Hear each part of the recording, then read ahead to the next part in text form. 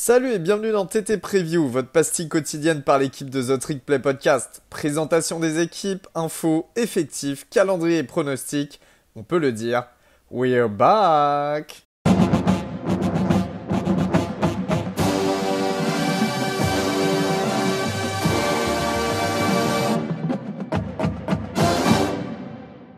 Bonjour à tous pour ce nouvel épisode preview. Cette fois-ci, je suis avec mon ami Augustin de nouveau. Salut Gus, ça va? Salut Elio, bien et toi? Ça va, je te remercie. Alors aujourd'hui, on va parler d'une équipe surprise dans le bon sens du terme, justement, une très belle surprise même, car on va s'orienter du côté de la Caroline du Nord et nous allons parler de NC State. NC State qui joue en ACC dans la division Atlantique. Alors, comme d'habitude, j'ai essayé d'avoir des petites infos par des amis, de la famille américaine sur leur avis par rapport à NC State. Alors, ce qu'ils disent beaucoup, c'est qu'NC State, c'est bien situé. C'est vrai que c'est à côté de la grande agglomération de Raleigh-Durham, qui est assez connue et qui est la plus grosse ville de toute manière de Caroline du Nord. Mais c'est la fac, en fait, subit un petit peu son voisinage avec UNC et Duke, qui sont réputés, notamment académiquement. Sauf qu'NC State, finalement, sort de plusieurs bonnes saisons, et notamment l'année dernière, en 2021. Juste, déjà, on va parler un petit peu du bilan de cette année 2021 qui vient de s'achever. Un bilan assez surprenant pour NC State. Oui, surprenant. On est obligé de parler de bilan surprenant. Bien que depuis qu'en fait Dave Doron est le coach du Wolfpack depuis 9 ans maintenant, NC State a toujours été dans cette position d'outsider en ACC.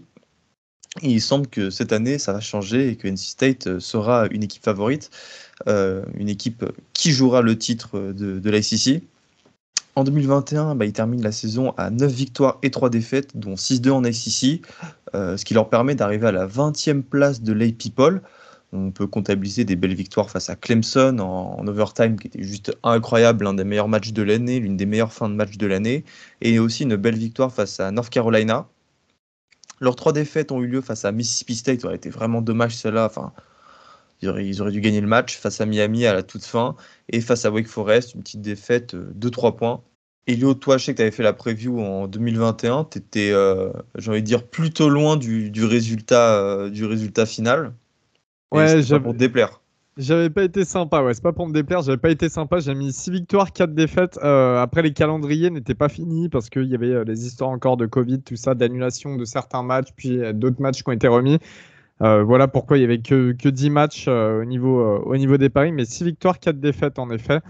Finalement, on tombe sur un bilan de 9 victoires, 3 défaites, donc c'est parfait. Il y avait un bowl de prévu justement face à UCLA en fin de saison, l'Holiday Bowl du côté de San Diego, dans le stade des Padres, mais qui a été annulé en raison de cas de Covid de part et d'autre des deux équipes.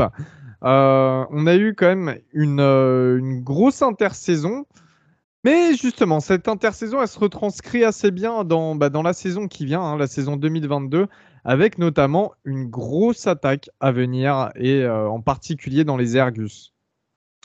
Évidemment, comment parler de NC State si on ne parle pas de son quarterback titulaire Devin Leary? L'année dernière, ça a été l'année, ça a été sa breakout season. 3500 yards, 35 touchdowns, 5 interceptions avec 65% de complétion, de passes complétées et 4 touchdowns face à l'excellente défense de Clemson. Moi, c'est un quarterback que j'adore. Face à la défense de Clemson et 4 touchdowns face à la défense de UNC. Genre, le mec a surperformé, quoi. En vrai, j'ai envie de dire, c'est pas étonnant. En fait, il était dans un système qui lui allait bien, une attaque vraiment fonctionnelle. Il avait aussi des très bons receveurs avec notamment Emeka Emezi qui est parti à la draft. Ça serait une grosse perte parce que NC State avait l'habitude, j'avais vu une stat qui était assez intéressante d'ailleurs là-dessus, sur la majorité de ses drives menant à un touchdown.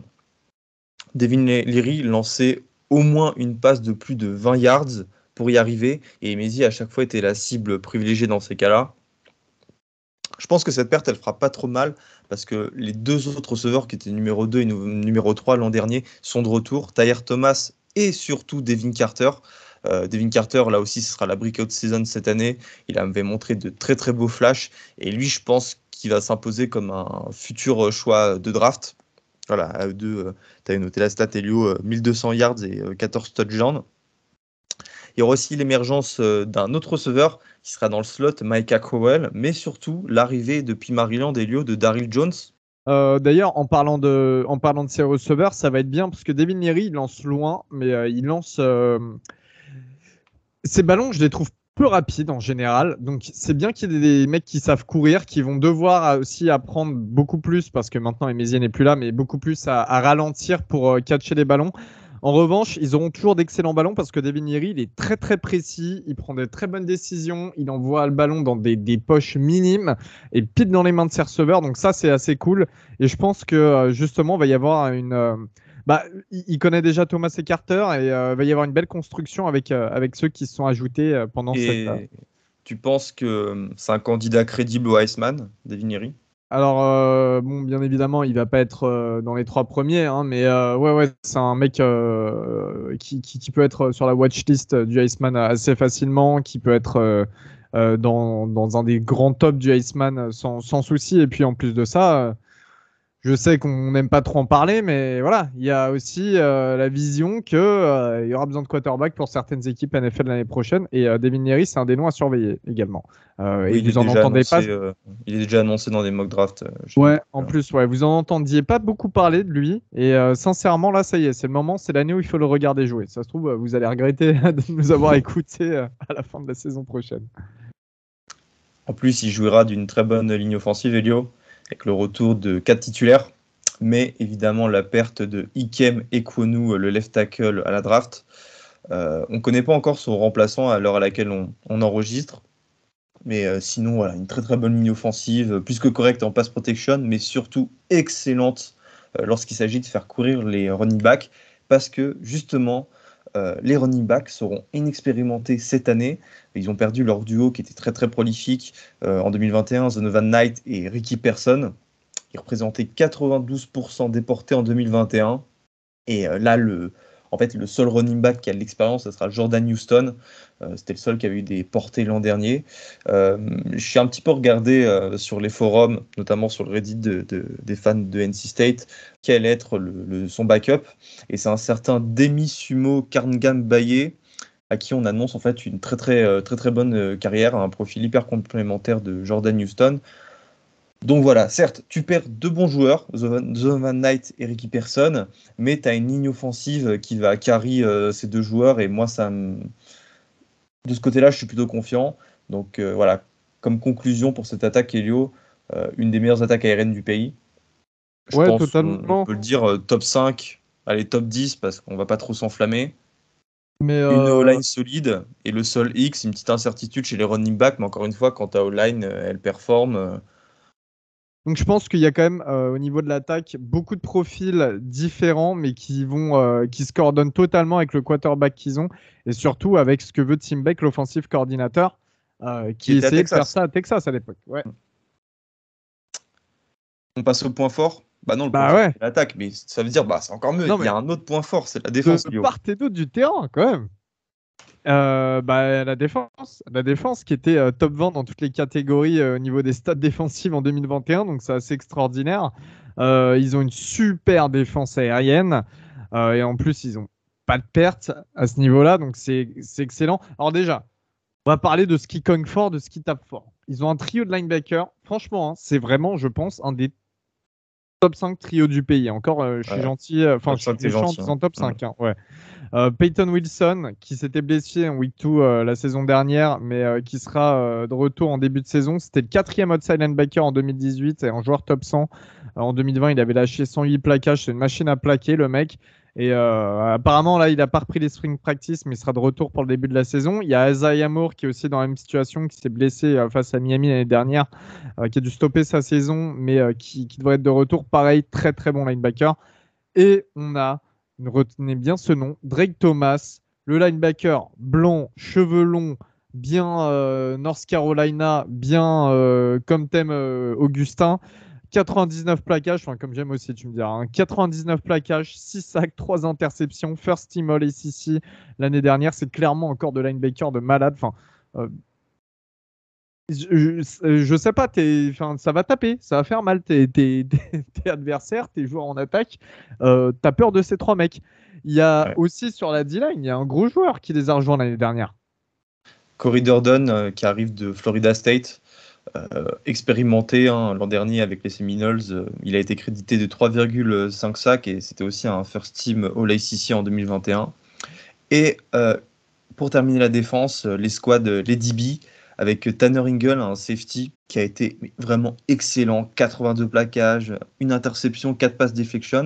Et si on a sorti en fait ce safety du reste, c'est parce que ce sera lui le général en fait de cette escouade.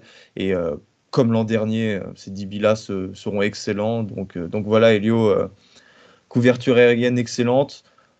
On a un peu plus de doutes sur le run-stop, mais encore une fois, quand tu vois le trio de linebackers qu'il y a Ouais, derrière en seconde couverture, il y a des plaqueurs, il y a des bons plaqueurs, hein, et c'est vrai que le retour de blessure des deux linebackers va être assez cool pour NC State. Non, non, je pense que là, vraiment, ils ont complété la défense sur des deux côtés, quoi, que ce soit dans les airs et sur la course. on est hyper Euh, enthousiaste là. Ah, je suis enthousiaste de ouf, moi. Moi, je suis enthousiaste de ouf. Là, ça y est, ça me donne envie, là. On va s'acheter un Non. maillot NC State, Augustin. En plus, il est super beau, hein.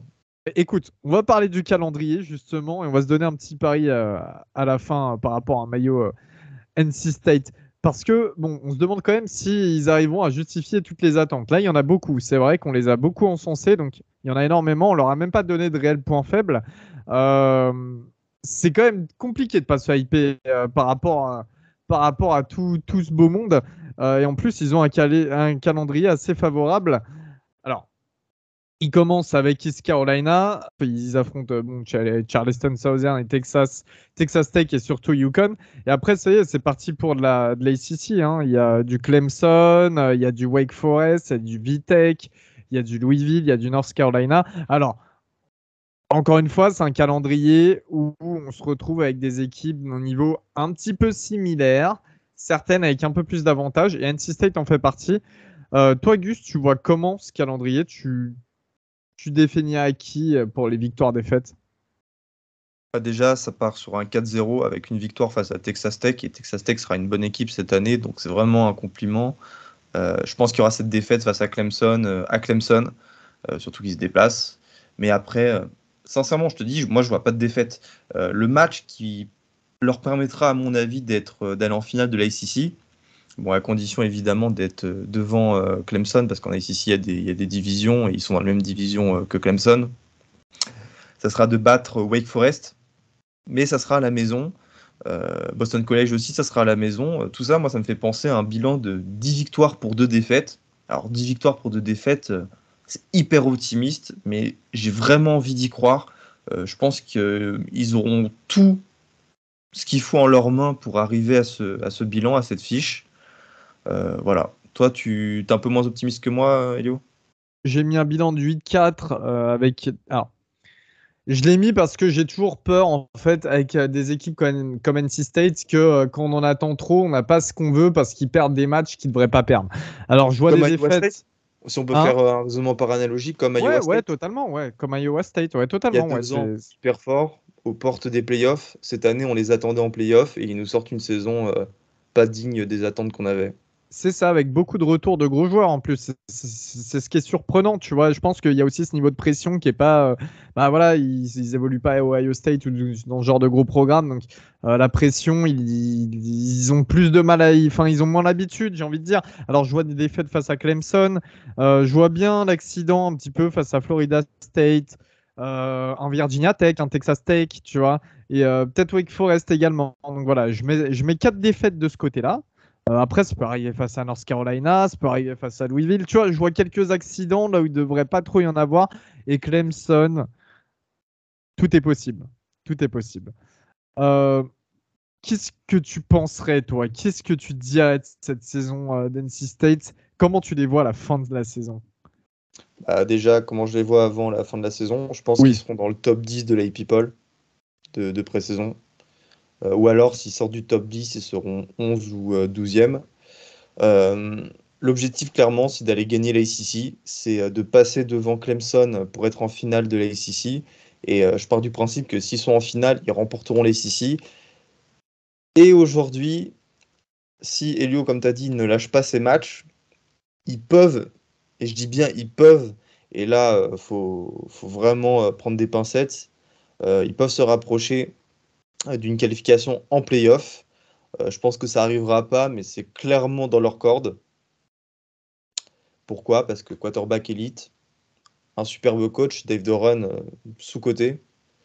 Il y a le retour de beaucoup de starters.